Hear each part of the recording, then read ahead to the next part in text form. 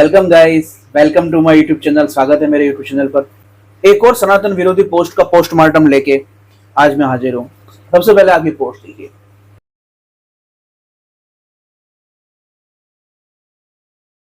इस पोस्ट के अंदर जब आप ध्यान से देखेंगे तो पाएंगे इसमें सनातन विरोधी कह रहा है कि अगर उपवास करने से भगवान प्रसन्न होते तो जो भूखे प्यासे गरीब और पशु हैं उनके ऊपर भगवान सबसे अधिक प्रसन्न होते। ऐसा यहाँ पर इस सनातन विरोधी का कहना है। सबसे पहली बात तो ये कि उपवास का जो उद्देश्य है उससे ये व्यक्ति अनभिज्ञ है और शायद इसने कभी उपवास किया भी नहीं है और ये जानता भी नहीं है उपवास का अर्थ क्या होता है। उपवास शब्द जो है उसका अगर अपन अर्थ देखें तो वो होता है उप अर्थात निकट, वास यानी रहना, ईश्वर के परमात्मा के निकट रहना, इसको कहते हैं उपवास।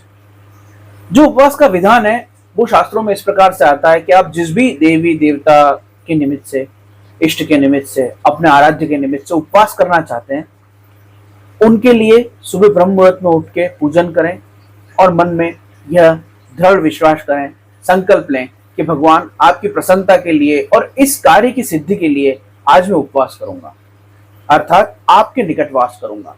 तो जिस दिन उपवास किया जाता है उस दिन अन्न ग्रहण नहीं किया जाता, केवल आप फल खा सकते हो और आपको वो पूरा समय भगवान की भक्ति साधन में बिताना होता है, भजन में बिताना होता है। और उस उपवास के अगले दिन जो पूर्णाहुति होती है, जब वो उपवास पूरा हो जाता है तो व्रत का पारण करने के पश्चात आपको भोजन गौशाला में जरूरतमंदों को अथवा अपने ही परिवारजनों को देना होता है और मिलकर उनके साथ भोजन करना होता है।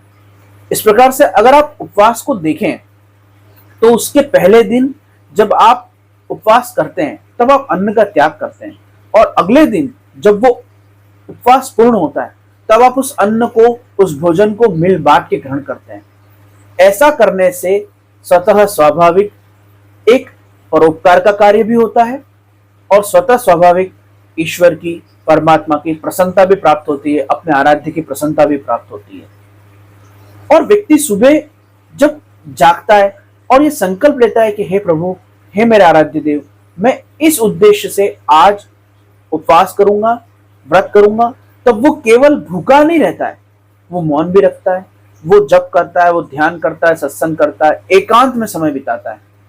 उपवास के दिन भाग दौड़, दुनियादारी के काम आदि के लिए कोई स्थान नहीं होता है।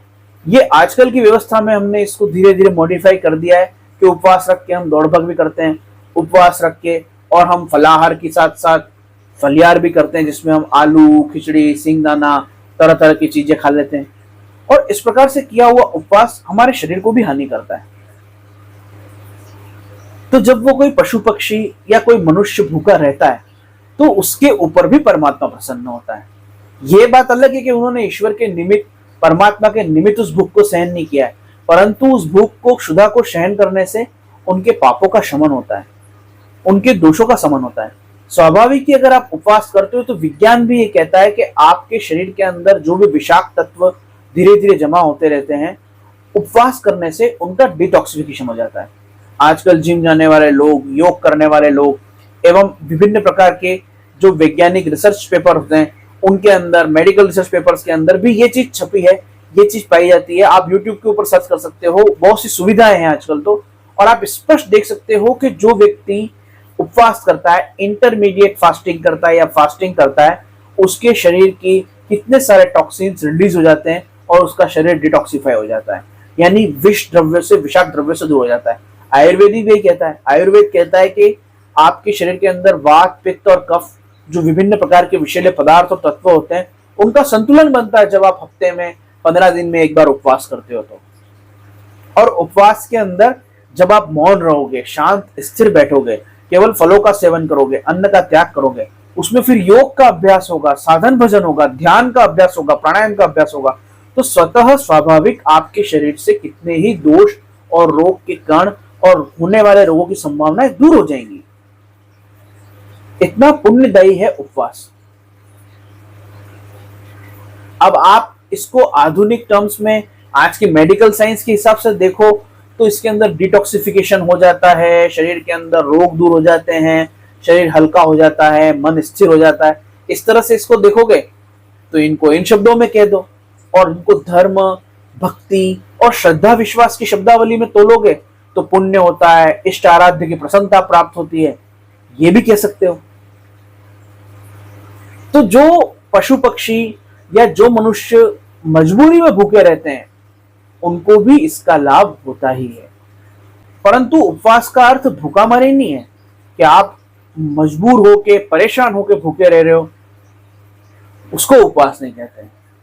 सोच समझ के विवेक पूर्वक भोजन के ऊपर प्रतिबंध लगाया जाता है, उसको उपवास कहा जाता है। जब एक व्यक्ति सुविधा होते हुए भी भूखा रहता है और अगले दिन उस अन्न का परोपकार के लिए जरूरतमंदों को, पशु पक्षियों को, चींटी को आटा, गाय को चारा, कुत्ते को रोटी, जरूरतमंद को भोजन ये देता है, तो स्वाभाविक ही परोपकार का कार्य होता है। उसकी एक अलग महत्ता है, उसका एक अलग महत्व है। और एक व्यक्ति जो मजबूरी में भूखा है और उसको मौका मिले तो चोरी करने भी तैयार है, उसका एक अलग प्रभाव है। इसलिए जो मजबूरी में भूखे रहते हैं उनके ऊपर परमात्मा प्रसन्न नहीं होता है, क्योंकि जो कुत्ता भूखा है उसको मौका मिले तो किसी जीव की हत्या करके भी खा जाएगा। जो इंसान भूखा है उसको चोरी करके खाने मिले तो चोरी करके भी खा लेगा। और जो होते हुए भी भूख सहन कर रहा है और अगले दिन परोपकार कर रहा है उसके ऊपर परमात्मा प्रसन्न होता है। दोनों में बहुत फर्क है। तो मेरे भाई, जरा विवेक विचार करो, बोलते हुए जिस बारे में पता नहीं उस बारे में क्यों बोलते हो। अपनी नास्तिकता और अपनी अज्ञानता और मूर्खता अपने तक सीमित रखो।